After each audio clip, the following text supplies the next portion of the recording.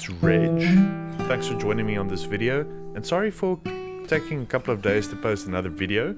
I've been busy with a video on error handling in Blitz and also the error boundary component, which is super cool. We're finally going into territory where I certainly needed to really pay attention and focus on what I'm doing, but learning a lot, and I hope you guys will as well. Please subscribe and check out when that video drops. I think if you're in the same position as myself, which I'm a little bit of a noob, there might be a lot of value in that for you. Today we're doing a short video on how static files work within Blitz. So a static file in Blitz is any file you put under the public folder, right? So you have your project directory, and then within this root directory you have a public folder. This is great for images, robots.txt files, sitemap.xml files, maybe a Google site verification.html file. You put it in here.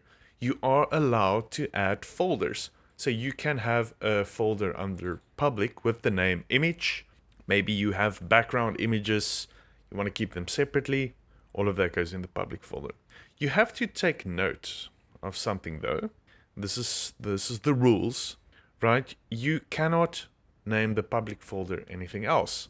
This should be the only directory where you put your static assets. If you change it, then it's not going to work. Also, don't call your static files, don't give them the same name as you're going to give any of your pages, because it's going to create a conflict at build time. That's basically all you need to know. So let's look at a quick example. So at the moment we don't have an image loaded. This is just a stock standard Blitz project. We have a logo.png file in the public folder. By the way, you don't have to reference the file with the public / when you use it within the source attribute of your image component. You can leave the public out. There are 3 ways actually of how you can add a static asset. You can import it like Blitz has done here.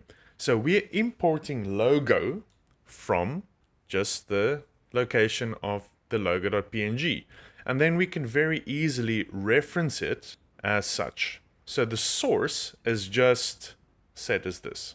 So let's see if that works. Yeah, it works perfectly fine. Now, interestingly, if we reference the logo, let's take that out because that's what we need to fix it. So here you can see we're referencing the logo directly from the public folder with a /. So you don't need to do that. So if we reference it like this, Blitz is going to scream at us. It's going to say if we have an image with a source file, it must have a width or a height property or a layout attribute. So to fix this, we're going to put in layout fill, and let's see what happens. The layout is not filled, it is positioned absolutely, and it's just filling up the whole page, which is darn ugly, but it's in there. So there are ways to fix this. You can read up about the image component attributes, which I haven't gone into much detail. But if you, for instance, want a responsive image, you need to put it inside a container that is displayed as a block. So there's a couple of things that you can look at within the images section of the documentation. Right, so I just wanted to show you how Blitz then references the image. Maybe you guys can tell me why this happens. Like if I take this out and I just do this, we don't have any issues. So maybe you guys know why that happens.